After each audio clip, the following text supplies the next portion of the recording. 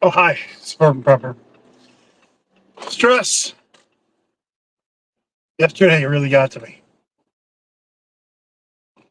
I got so stressed yesterday. Work dress, of course. Shit. That I just had to almost say, fuck it, leave. Never get that way, but you can't quit your job. You got to make a living. But your job is burning you on both ends like a candle.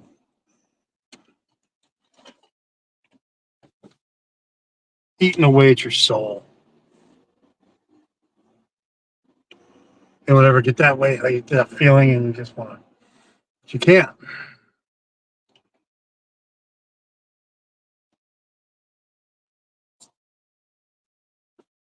Ah, how do you guys deal with stress? Well, thankfully, yesterday, the way I dealt with it is I went for a 2 mile walk with my daughter while she rode her bike. I haven't walked 2 miles, God knows how long. The most I've walked recently was a mile. We just kept going and going and going. She rode her bike. We were in the other subdivision, all the way across town, literally. I live in a small town. So that was a blessing for stress. I finished, my legs were sore. Started out working out outside, doing some calisthenics with the bands, doing a good workout. About to ride the bike. I said, okay, go for a walk.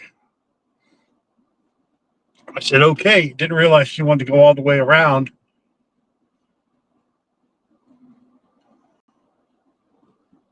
Stress.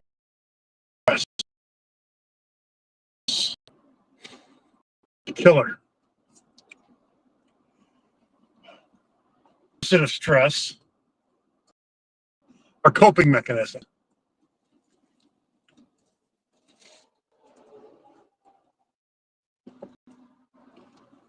Medical person, I look at physical or emotional difficulty situation, and I think, okay, is there a pill that I could take to circumvent that? Because I'm not a Mr. Talk to person, okay?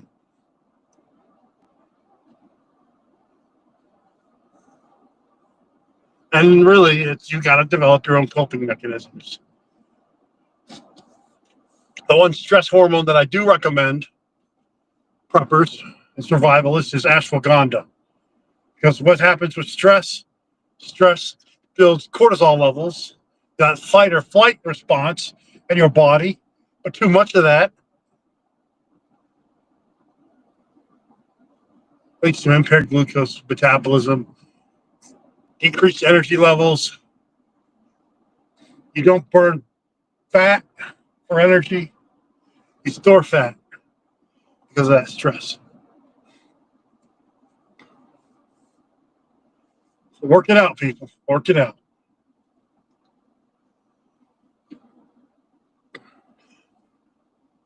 Maybe I need to take a deep breath.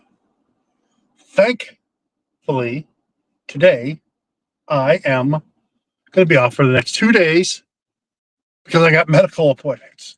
And I'm just taking the whole damn day off. Like nobody from my work or any of those people watch this channel anyway.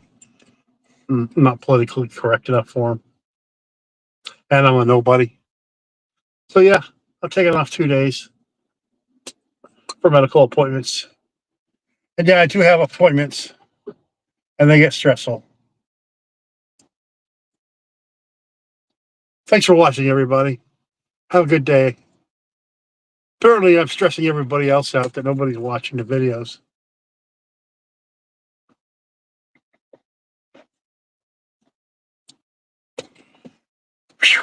So, I'm going to talk about it now. We're going to get into it. IndianaSprayFoam.com. Next generation of insulation. Huh. I'm on my way to work. It's 7:17. I'm stuck behind traffic. I know it's going to be a shitty day today at work because I still got to finish charting on 3 patients that I got slammed with, one left, right, left, left, left, left. And then the demands of the patients are just outrageous.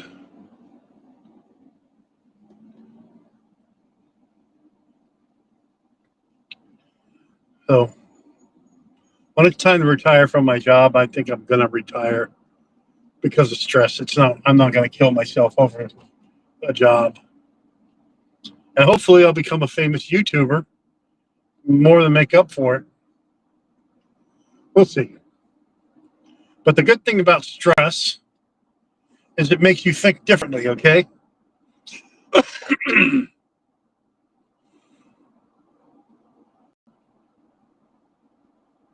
And I thankfully work well under stress, and I know when to divert doing something so I don't make that stress situation more stressful.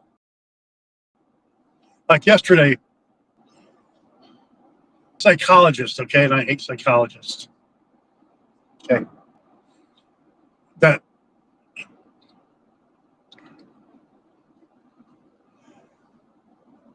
whenever she takes off or whatever, she doesn't leave the name of the person who's covering for her. And when I'm slammed with patients all day at work, I don't have time to go look up her stupid email to see who's covering for her. So I just leave the email message. I just send her a message. Well, we're not responding, so it's not fair to get in trouble. Then leave the name of the person in your message on the thing, then I can respond to them. She didn't get it.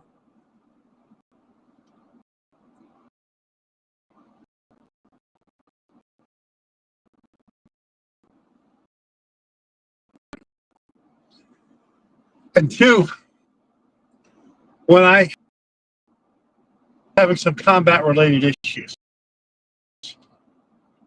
I had a psychiatrist in the face tell me that I didn't have PTSD. I had a eating disorder.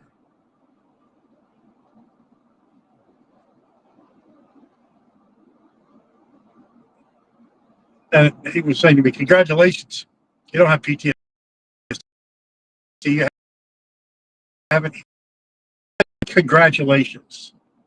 You don't have PTSD.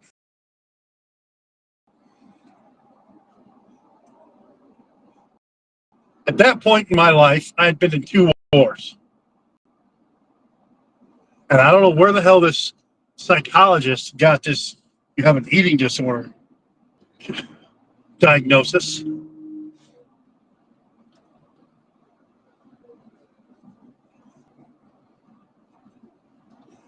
Maybe because when I get stressed, I get nauseous and I got to vomit sometimes. And he just went with that.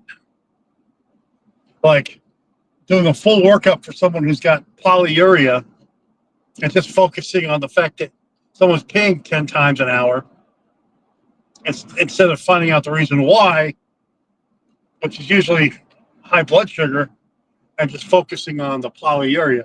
Well, congratulations, you're peeing a lot. Now, let's talk about that. You see what I mean? Stress.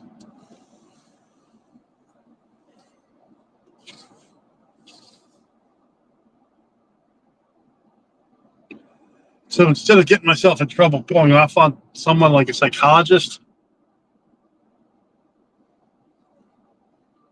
I didn't. I didn't do it. I actually just took a walk around my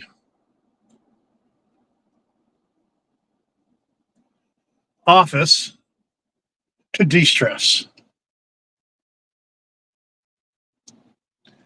And it beats getting in trouble yelling at somebody because if you're the guy, you're always wrong, and there's other factors I'm not going to discuss.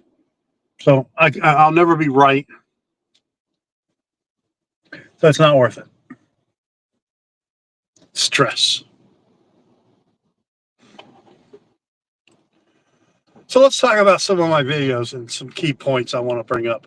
Somewhat humorous. talk about stress when you see that there's. So I made a video about individual first aid kits,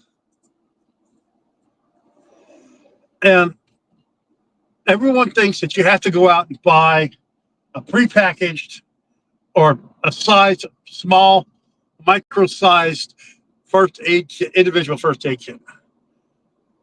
And everyone keeps commenting that, how am I going to fit all this gear into that little first aid kit that I have? Well, you're going to have to buy something that's larger.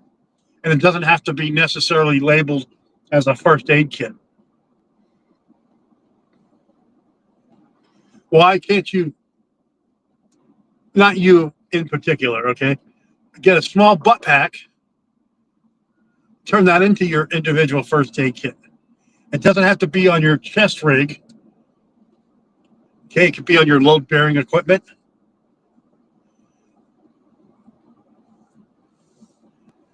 It's easy to identify what an individual first aid kit is with a Red Cross sign or first aid kit written on it.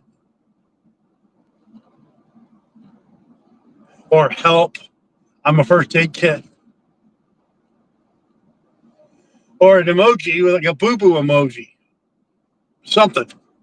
Okay, for you, I don't even know what age group this is now. It's not Gen X. I'm a Gen Xer. Whatever the new age group is, an emoji, you could put an emoji sticker on it. I guess something, I don't know. But anyway, stress.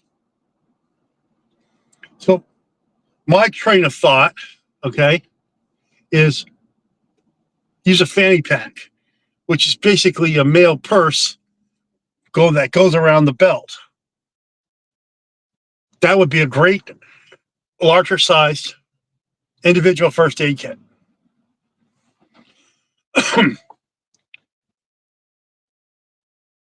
You could add an old combat lifesaver bag, okay, to your gear or your person or your load bearing equipment somewhere. That would qualify as an individual first aid kit. Why do we need to have these little first aid kits and complain that I can't fit a junctional tourniquet in there? Well, because you can't fit a junctional tourniquet. It's not a TARDIS. It's not larger on the inside.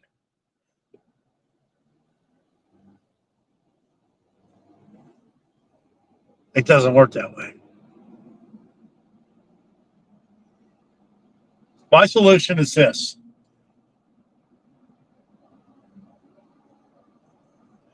There's plenty of non-mil spec gear that's meant for holding things that would easily work as a individual first aid kit. Namely, certain magazine holders, you can pack that to be your individual first aid kit. Okay. I talk about the butt pack. I go back to the butt pack again. Talk about a fanny pack.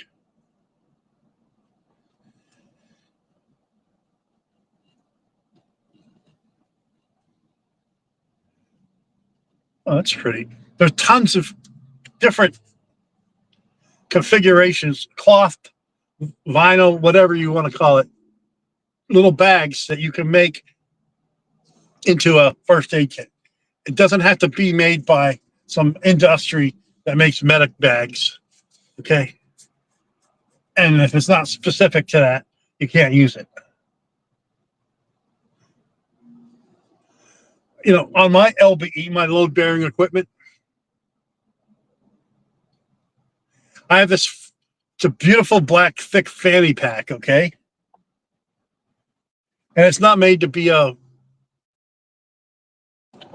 butt pack, but it's black, it's beautiful, it's got space, different compartments, and I use that as my butt pack on my load bearing equipment. It's not a mil spec piece of equipment. It's not a government issued blah blah blah. But guess what? It holds different things. It's sturdy. That could easily pass off as a individual first aid kit for somebody.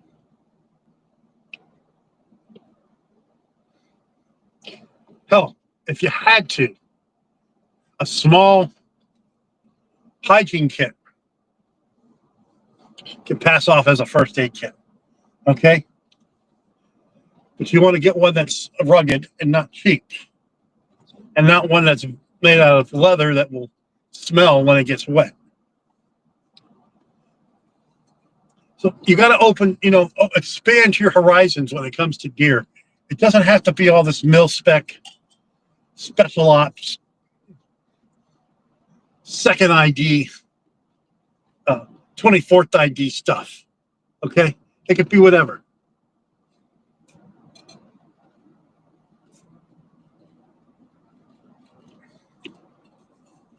Want to know a secret, folks? You know what works for me for some of my slings? Belts when I used to have a 32-inch waist. Basically a drill a hole, put some 550 on each end, tie it off on your rifle. You have a single point sling. Or go to a best yet,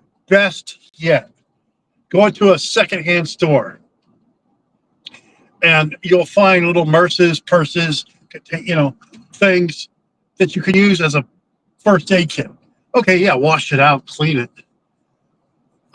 check it out, make sure it's not frayed. But there you go, a 99-cent piece of something that becomes your first aid kit. They sell tons of belts at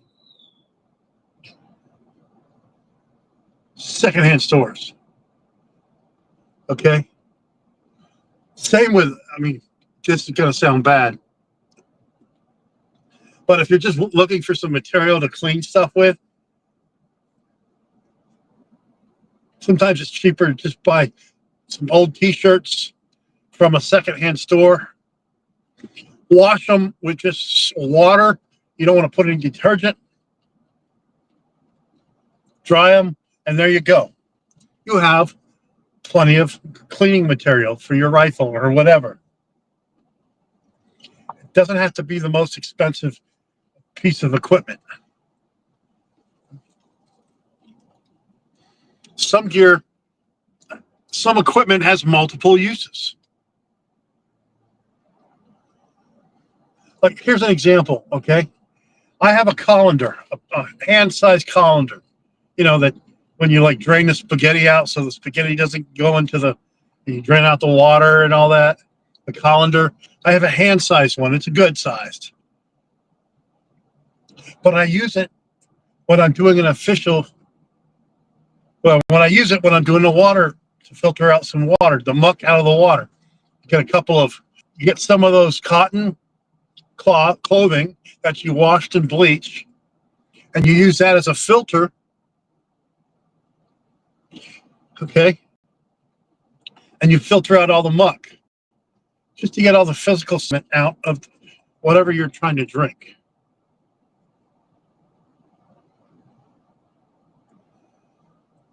So that way your carbon fiber or your carbon activated charcoal filter or your ceramic filter doesn't have to fight to get those large particles out. You've done that part.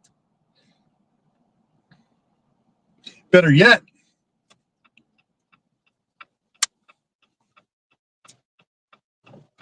put some couple drops of bleach, let it sit, and then filter it out. You might collect some of the dead microbes. I don't know.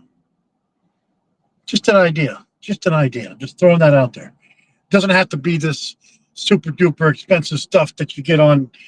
No, God forbid I say this because I'm an Amazon storefront dealer now. But it is what it is.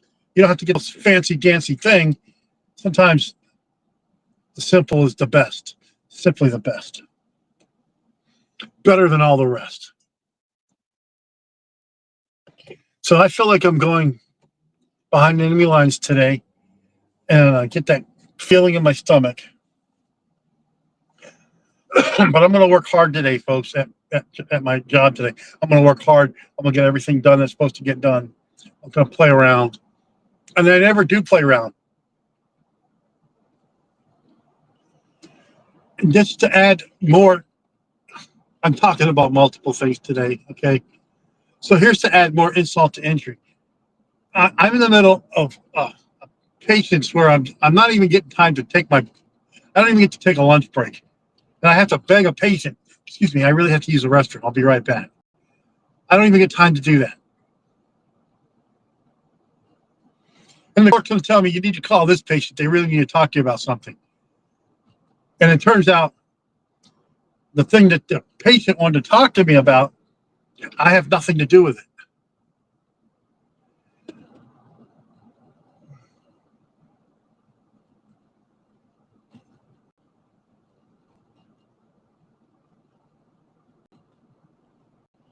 Okay.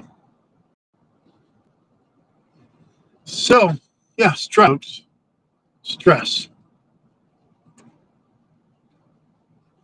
And thank God I don't drink alcohol or smoke or do anything else.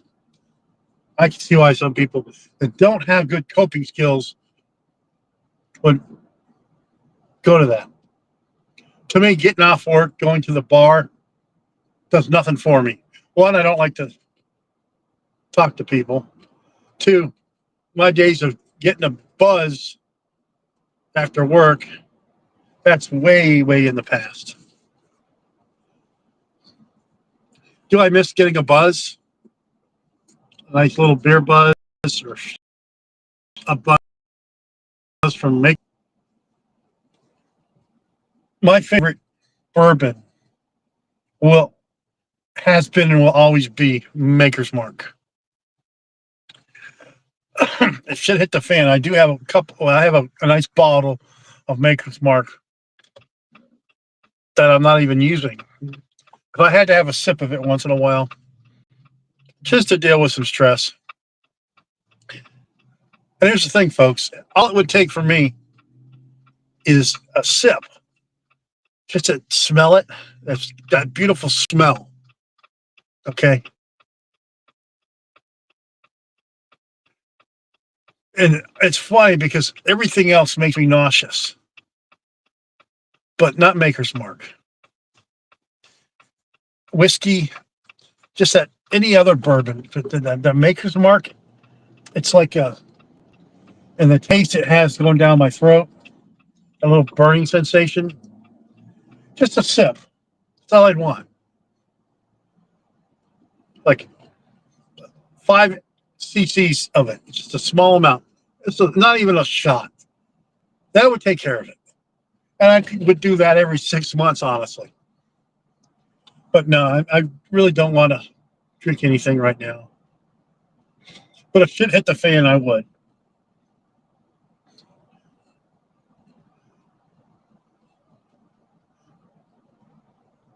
That brings me up to another idea for a good video.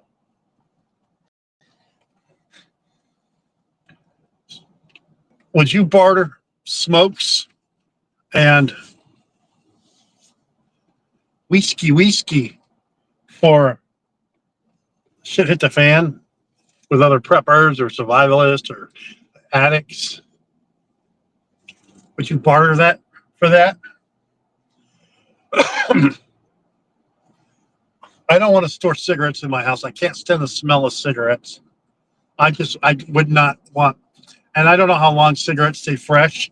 I guess if you could freeze them and thaw them out, they would be fine. I don't know. Keep them dry.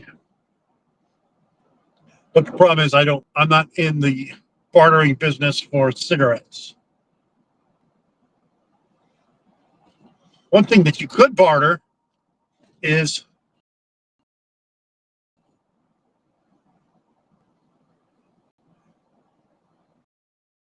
little shot. How long are they good before they go bad? You don't want to barter something that's going to spoil.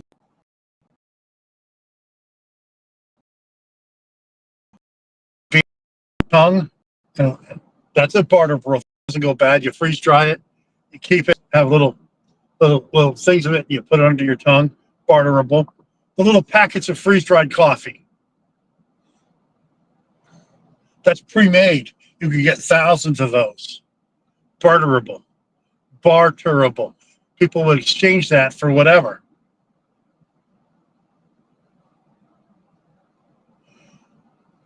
If you have a freeze dryer, you can make your own freeze-dried coffee. Barterable.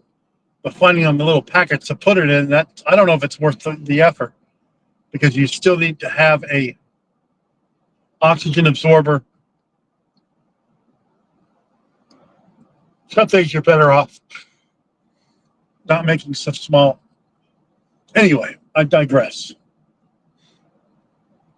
That's an idea, though. So my next video that I'm working on is 5 mistakes people make with tourniquets. Okay. I've got the video produced. I'm doing the editing of the wording where, I talk for the video, doing the overlay, and I'm going to do my intro of the video. I've got the video shot. It's going to be a good video, folks. You're going to enjoy it. But I want to make it perfect. So what I've been doing is getting up early in the morning, except this morning I didn't get up as early as I'd like. Honestly, because my legs were aching so much from walking yesterday. And I needed that 7 hours of sleep, I guess.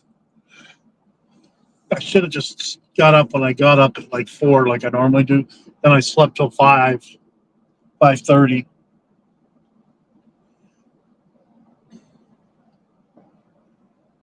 Yeah, I did not realize how you could easily delete used stuff on your phone. I have never done this before, folks. I had to Google how do I get rid of crap I don't use on my Android phone anymore, because I'm trying to make videos and I don't have enough space to do it. And it's not because I have too many videos on my phone. It's these other things that I don't even know where the hell they are. And it was so simple. You touch that button and you go down and you look at storage and space, and then boom, it picks it up for you. I'm not a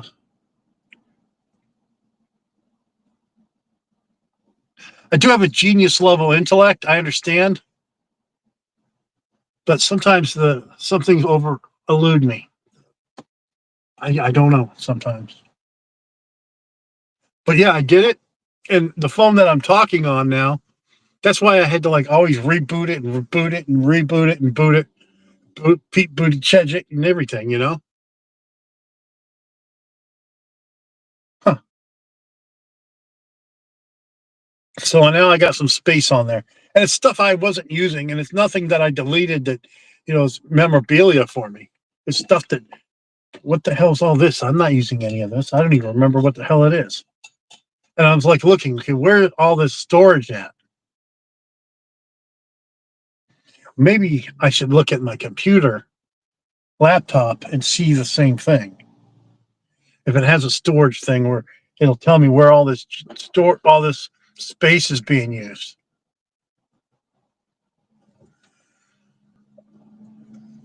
The more you know, folks. Anyway, because I had gigabytes of things that I didn't even know that were on there. These recordings, these audio recordings, I didn't even know what the hell they were. And they were taking up, I don't know why, these 4-minute audio recordings that I didn't even listen to them. We're taking gigabytes of space, whereas some of these videos I make take just megabytes. Megabytes are smaller than gigabytes. Don't confuse all these with gigawatts. Okay? You never want to confuse with gigawatts.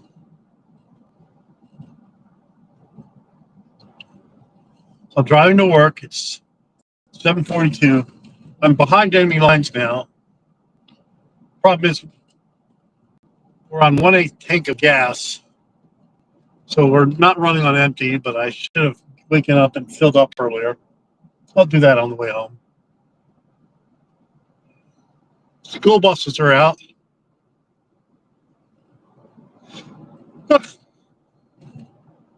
So what's everybody doing today? Yeah, that's good. That's great. And then I try to do these live stream questions and answers. And I was why is this freezing up? Because I had the other app open. And I realized, oh, I'm doing that wrong. I finally figured it out. Excuse me. Well, let's open the platform. If anybody's got any questions on some of these social medias that I'm on, you can look at them down there on my other screen. No, I don't type. Obviously, I'm not typing anything.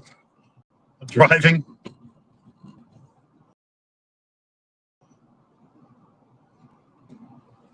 No, I don't drink soda anymore. I don't drink soda. Soda's no good for you. Here's what I like to drink now. My diet ginger beer. Diet ginger beer. I know. It's not alcohol,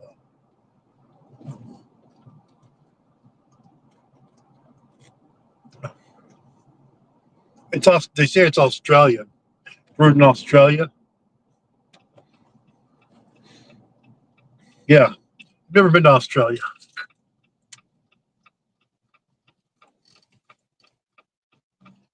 Got to stop at the intersection. I don't trust people. Why should I trust people? People screw you over.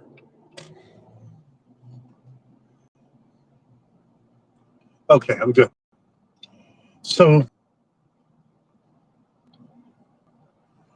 next question. What's my favorite AR manufacturer?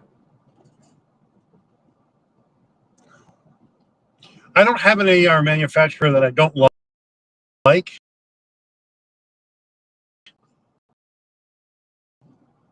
I have one that I don't use. It's Colt, DPMS compatible with everything. So the original Colt Aim, is it compatible with a DPMS rifle? They're not interchangeable. The sizes are different, so you can't use them.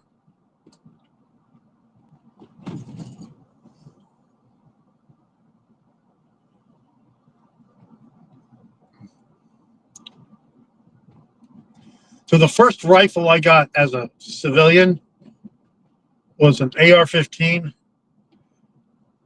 Understand, I was not very knowledgeable about AR-15 versus, and it's the local gun store. They're not really known as a gun store. They're more of an archery shop, which is good. They're not cheap. I mean, their prices are ripoffs for a small town. The stuff that they sell is a ripoff. But there was a company that made rifles out of Maine. They got bought out by another company, but you couldn't even put a suppressor on it because it was the billeting was something carbon fiber or something, and it wasn't recommended that you put a AR or a suppressor on the rifle. Either that or the manufacturer hates our constitutional rights and just tells you no. I wasn't going to chance it, so I didn't. I got rid of that rifle. I traded it in for another rifle at a different gun store. I've traded in a couple rifles in my life. If I have no use or utility for something, why do I keep it?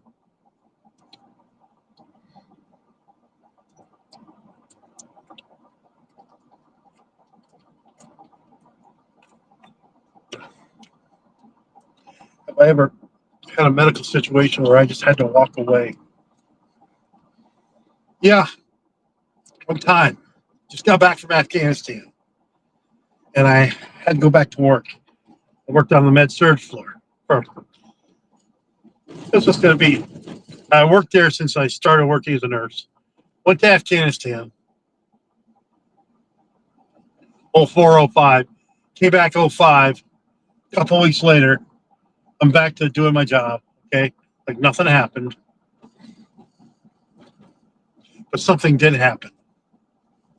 One of the nurses asked me to start an IV because I used to be able to start an IV with my eyes shut. I mean, literally, just by palpation and feel. And I don't think I want to call it muscle memory, but it's not muscle memory, it's palpation and feel. But this guy wouldn't shut the fuck up, or he wouldn't be quiet. He would scream and scream and scream, and I don't know why the hell he was screaming.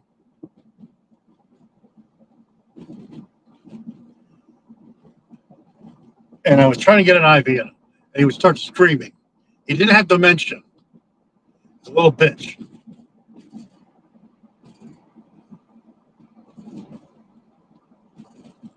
And it triggered me.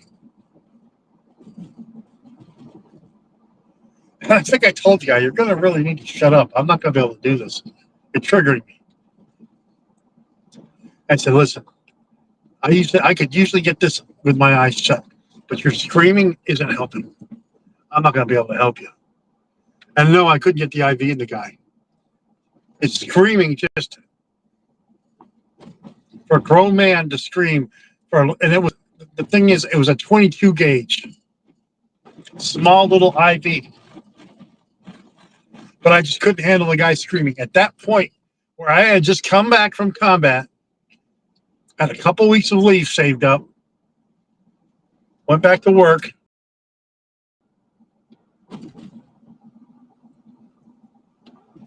and some guy screaming, I just couldn't do it. In fact, when I came back from that place, went back to my old floor to work on, I really didn't even want to stay there anymore. I'd grown away from it. I'd grown away. I looked at some of the people I used to work with. So I just don't want to work with y'all anymore.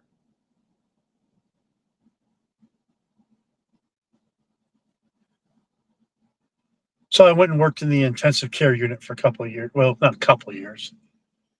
Longer than I worked on the med surge. Then I became a nurse practitioner.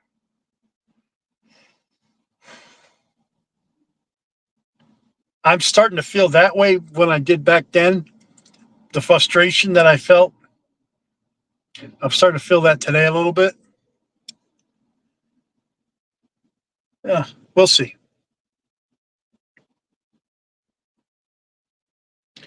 So to answer your question, that was one of the only times where I couldn't help some dude out. I couldn't help him out.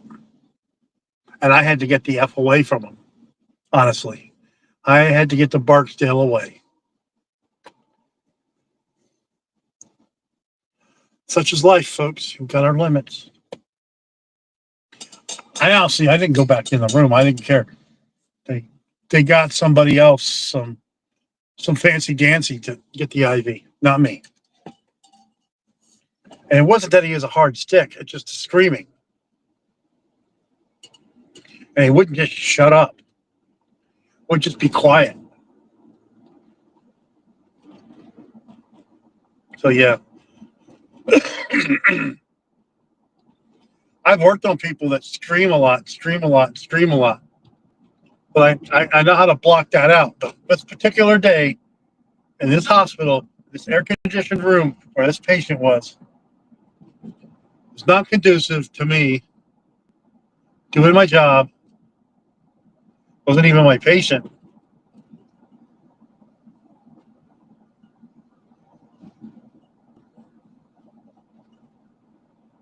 I don't even remember. Well, I remember the room that was in, but that floor is not even in existence anymore. They tore down that floor and they built a new floor. So they used to have some shitty old 1960s med surge floors, okay? I mean, they look like they were from the 60s. And then in the 2000s, they built these beautiful medical floors with wood cabinets, everything. Everything looked so plush and beautiful. It made our ICU that looked like it was ICU I worked in was it made it look like it was from the 60s, which basically it was, or whatever decade it was built. And it made us look like some old, the capabilities of the meds, just because it looked nicer, didn't give it more capability. There's more room. You can always build.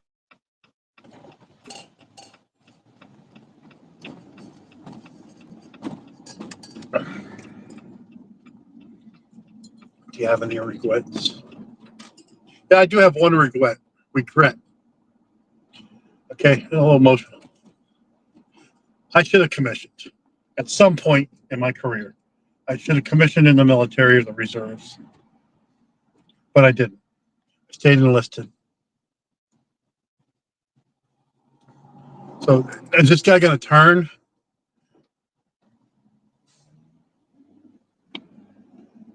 Some people are so rude.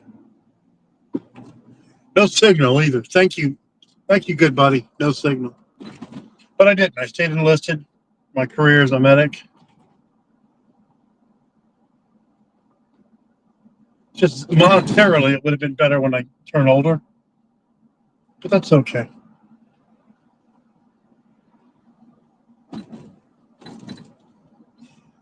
So the most memorable save is your first save when you save somebody, and they don't owe you a debt of gratitude. They don't owe you anything. But when I say thank you, that means more to me than I don't care what anything else. When you save someone's life, and that they live to tell another day about it, that's thank you enough for me. And then I got no ego about it. No bloating or gloating, but that has always been a thankful enough for me. Plus, I get paid I don't work for free. So getting paid is also thanks enough for me.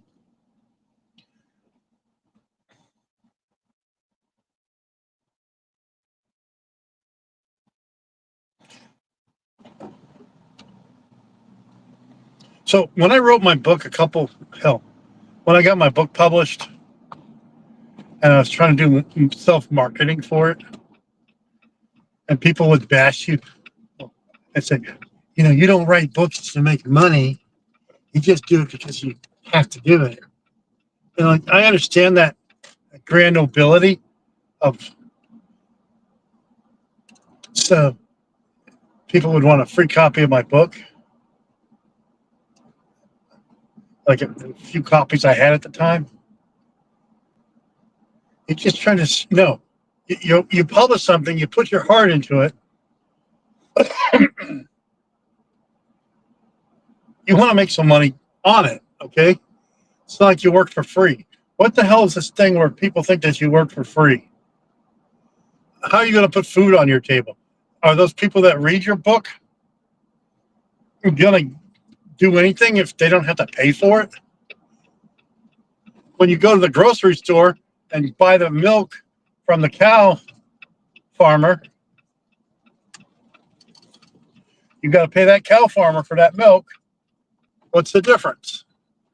You buy that food, that junk food, you pay Reese's for those the candy bars. Same thing.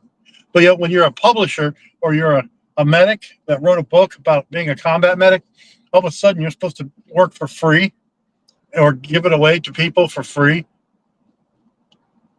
And not try to make it, you're not that I'm making billions of dollars on it, to make a little something off of it, and all of a sudden that's a bad thing. So no, I don't buy into that. Another term that I can't stand when people use is for the greater good. Basically, for the greater good means you're going to do something, you're not going to get paid for it, other people are going to benefit from it, and you can go blank yourself. As a prepper, when someone tells me it's for the greater good, I know who they voted for. Let's just say that.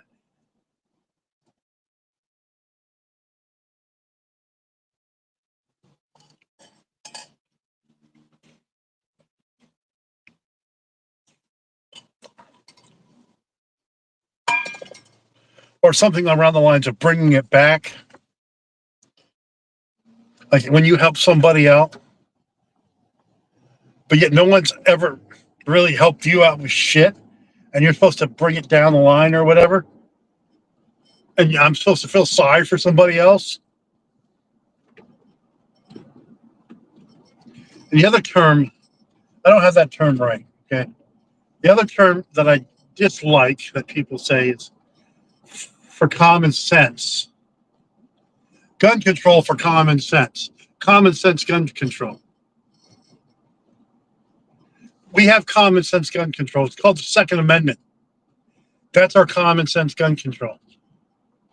These people around here in this area are so brainwashed that they talk about the shootings that happen in these cities, and what's the first thing they go to? Well, they ignore common sense. Oh, we got to ban AR-15s. Well, around here in this area, it's not AR-15s that are killing people.